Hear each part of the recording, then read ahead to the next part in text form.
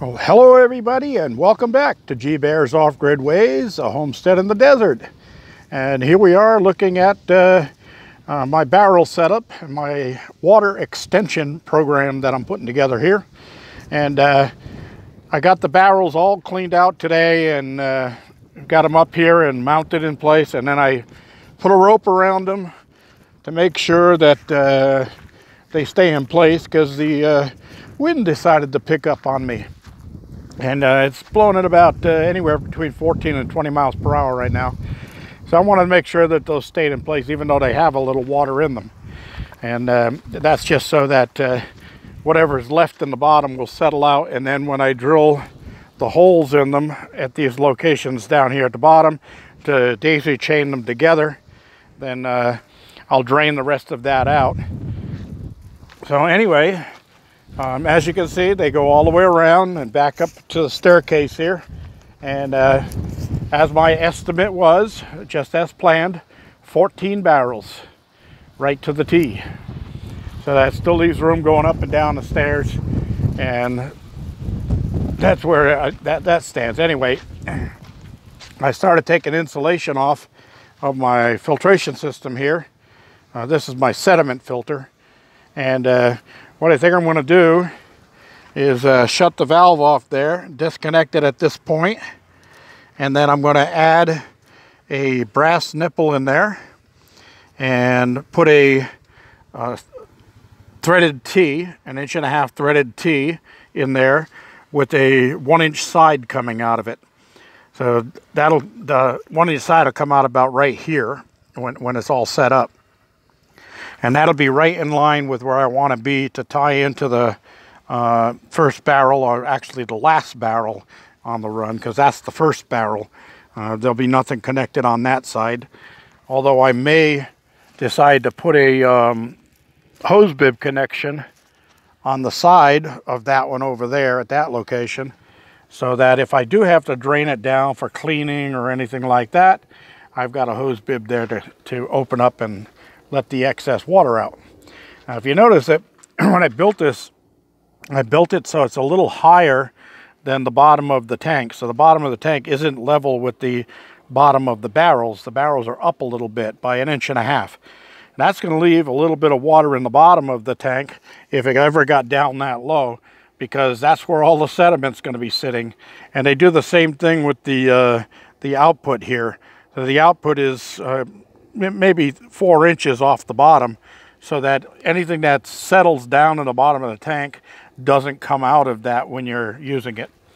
All right, so once I do that, I'll have to cut my run here a little shorter to make it meet up again. But I have a clear flexible pipe in there because that's what they require. They want a flexible connection in case there's any settlement. It doesn't snap that fitting off of the tank. All right, so I'm at about 1,000 gallons left in this tank right now, and then I just added 840 gallons to it. So when I'm all ready, this location will take 3,340 gallons total from empty. All right, so that's my plan, and that's about 360 gallons short of what a full truckload comes in at. So I got to add that 360 gallons plus 500 gallons, which is that mark right there. That's where I want to be the lowest I ever get before I call for water.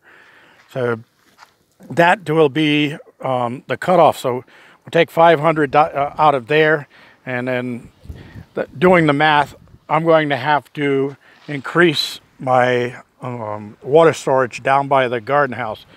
The reason is I called the original guy that I got water from, John Burgess, and he, sad to hear, has 4th stage cancer.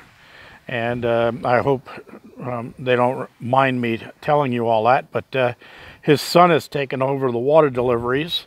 His name is Brandon, and they don't deliver out to this area anymore because of problems getting water. And we know about that because Adelanto has shut down their water filling station, and they're modifying it from what I understand.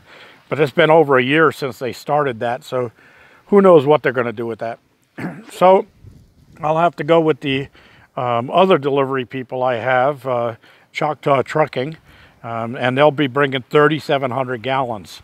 So I'm going to try to use as much of 3,700 gallons as I can so that I don't waste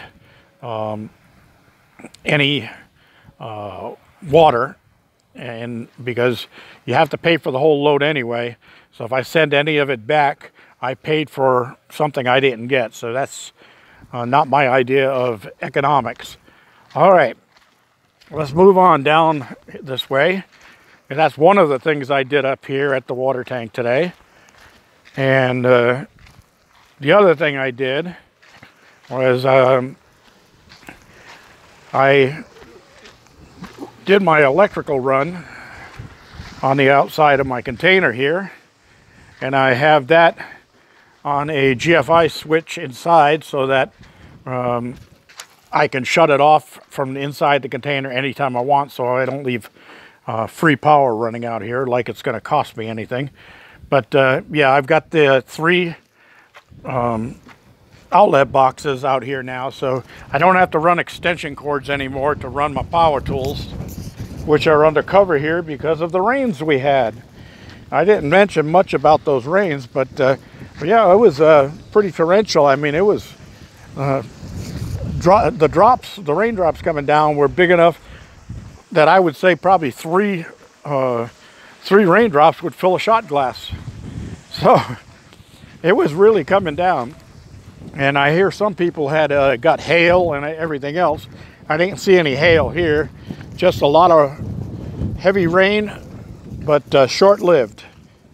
And total, I got 5/8 of an inch, but it gave me a few hundred gallons of water back into my rain barrels. Now, the reason I'm coming down here to the garden house is because I was working here today, and I remembered I put my pump onto this barrel, and I see water on the ground here. So it's actually siphoning out because I let this thing drop to the ground. So let me get that back up here in place so I don't siphon out the rest of my barrel. All right, so I did get my uprights on the side there, and I got a piece of chicken wire strung across there, and I ran a single wire down to that cucumber plant so that it can find its way up to the trellis and grow from there.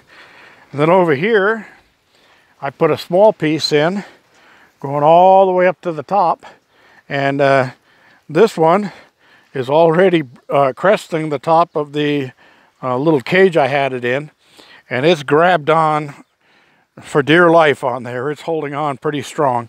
So this is going to grow into that one. Let me see if I hook that around there, give it a little start. And I'm going to show you something funny about that little start. Look at this tomato plant. That's the one that I put that HGO in, and it is really, really growing like crazy. I think I might dig around some of these others and sprinkle some of that HGO in around the roots and bury them back in. So anyway, I put the same little leader wire here, and I got this one hanging from the top wire here so that it can climb up that trellis.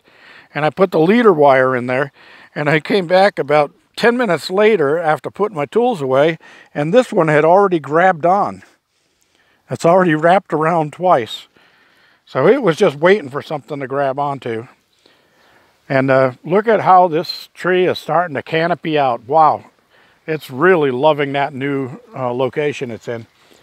Everything's coming up roses. Yeah, anyway, you can see my broccoli. I cut the main flower off, and I got a bunch of other little flowers coming off of it.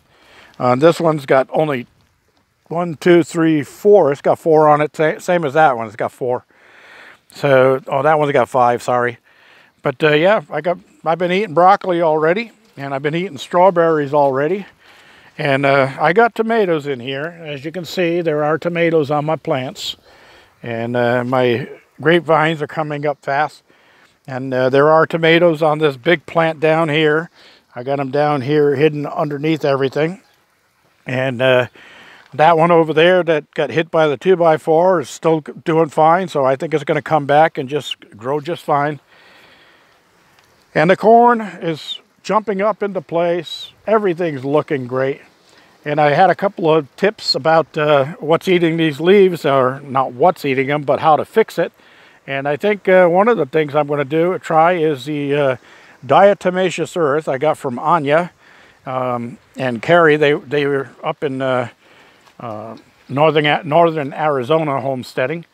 And I said just dust the leaves with diatomaceous earth and that should do it. So I'm going to try that, see if it works. If not, then I'll go to the second suggestion, which is put some soapy water in a spray bottle and spray it over. So see if that helps. Because something is really devastating these leaves, just eating away like crazy. And then I don't see any caterpillars or anything like that on my plants. So I think it might be little bugs or little flies of some kind.